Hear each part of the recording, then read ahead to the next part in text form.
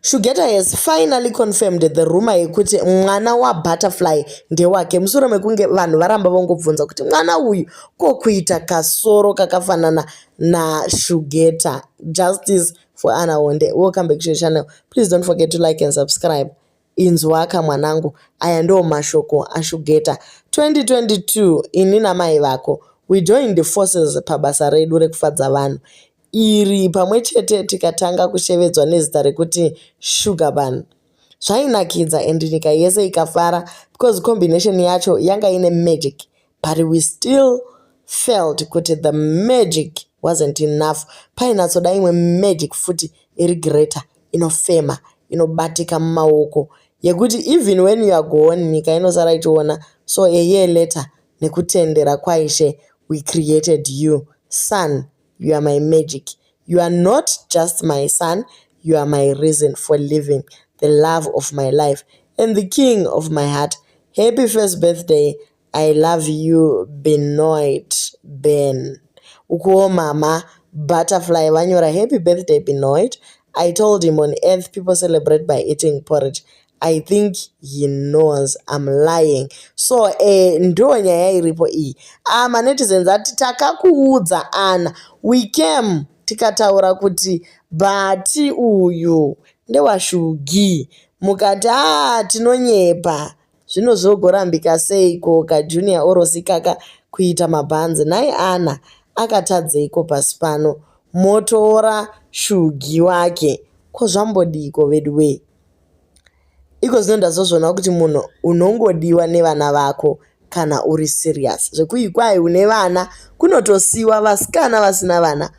Anna zvaakatambiswa bhora risina mweya. Chokwadi Butterfly kubvarura portrait raAnna naShugi pakamera shanje dzacho.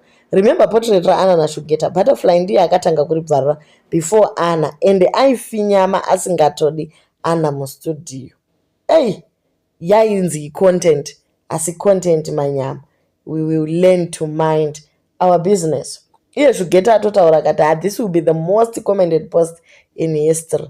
Vemumateresi vese vabva vangoburuka vakati Shugeta wakatiitisa. Zvaiva pachena hazvo, ende pasati pava nemwana takambozvitaura because madays amaramba naAnna, Butterfly aiva nekakusvotesa Anna, so hameno kamwe kaunhu kaaiita, so taitoshaya kuti ishamwari rudzii.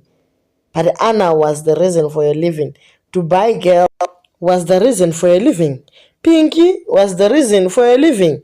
Iwe ma reasons ako e living. Akati one day. I know. Manetizens akatsamwa zvikuru. Ndakazviona kuti aivenga Anna zvakanyanya. Mazoona kakuti zvakangonaka kubuda pachena ka. First happy birthday Sugar Bun. Kurasisa makamboedza zvenyu. But zvatonyanyisa. Nyika yese yanga yakuzviziva. Yaingova public secret kwakuri kungonyarara zvako.